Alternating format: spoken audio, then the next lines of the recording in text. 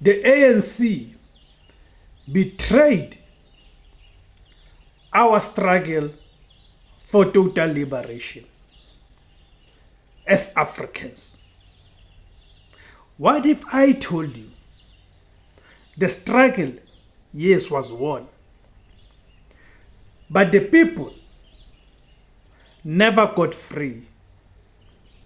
What if I told you that political liberation came, but economic chains were never broken, and the economic chains are still intact, as it is proven by each and every credible stat that African majority are still languishing in abject poverty 32 years after the 1994 breakthrough.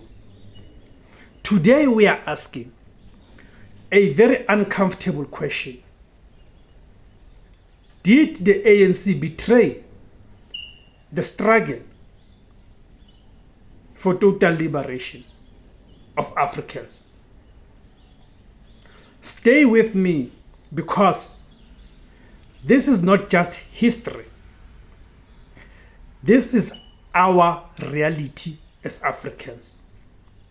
Welcome back to IZWI LABANSUNDU, the voice for Africans, the voice of the people. If you care about the truth, accountability, and the future of South Africa, then this is the place to be.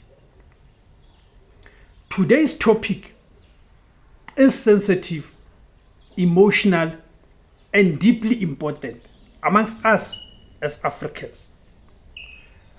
Because for decades, the African National Congress was not just a political party. It was a symbol of hope, resistance, and ultimate freedom. That's what the ANC was to many people. The ANC was a vehicle in the hands of the people to achieve their liberation. But fast forward to today, many South Africans are asking,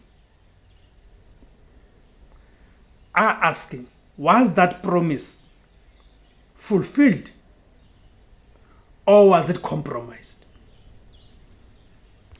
What was the struggle really about? Let us go back to the foundation. The struggle against apartheid was never just about voting rights. No. Whoever tells you that is lying and misleading you by reducing the struggle that African people waged for centuries against colonialism. If they want to reduce it to just mere voting, then they are distorting our history, and it's a sellout proposition. It was not just about removing a white minority rule. It was about total liberation. And what does that mean? Political freedom. 2, economic control. 3, land ownership. Right? 4, dignity and equality. The vision was clear. Africans must control the wealth of their country. The land, the mines, the banks, the economy as a whole. Not just participate as laborers, but own the economy. Because without economic power, political power is hollow. Victory or compromise. 1994 was a historic moment.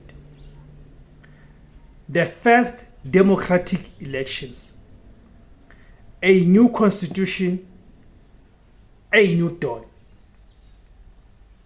But behind the celebrations, critical decisions were being made. Deals were struck behind closed doors, behind our backs as Africans. And today we are left to deal with the consequences of those deals that were made behind our backs. Compromises were agreed upon.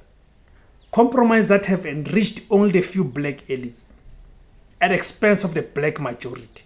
The black majority that stood up against the apartheid and colonialism. South Africa avoided a civil war, but at what cost? The economic structure of apartheid remained largely intact. Big corporations stayed in the same hands. Land ownership patterns barely changed. The wealth gap still deeply racial. So the question becomes,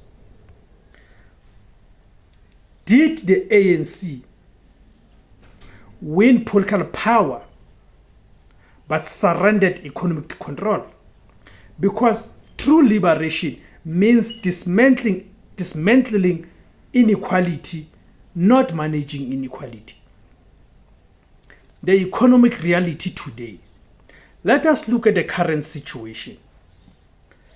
Massive unemployment, widening inequality, persistent poverty in black communities. In this country, poverty has a face and has a face of an African. Wealth and richness has a face and the face of a European settler. South Africa remains one of the most unequal societies in the world, and the majority of the wealth is still concentrated in a small minority.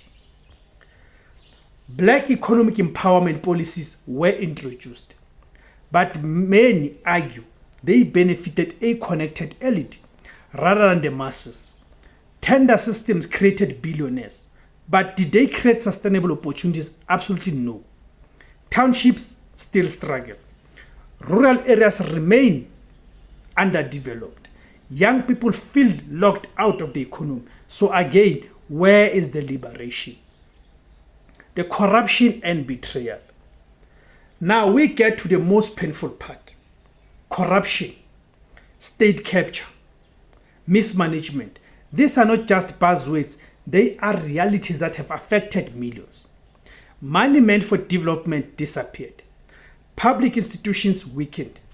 Service delivery collapsed in many areas.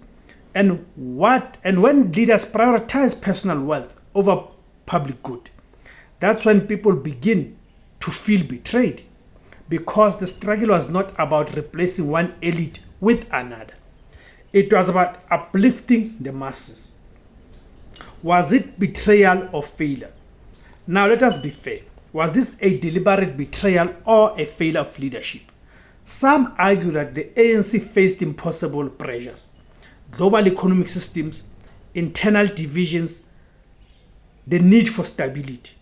Others argue that leadership simply lost its moral compass, that the values of the struggle were abandoned for comfort and power. The truth likely lies and sits somewhere in between. But for ordinary South Africans, the distinction does not matter, because the outcome is the same. So in conclusion, here's the big question. Where do we go from here? Blaming the past won't fix the future, but understanding it might. South Africa still has potential, still has resources, still has people willing to fight for real change. But real liberation requires accountability, ethical leadership, economic transformation that benefits all. Because freedom is not just about voting every 5 years.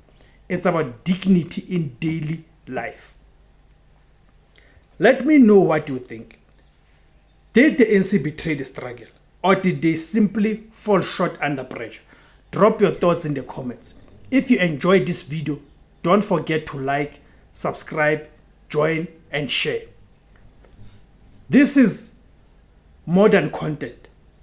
This is conversation. Until next time, Kamakuma Africa.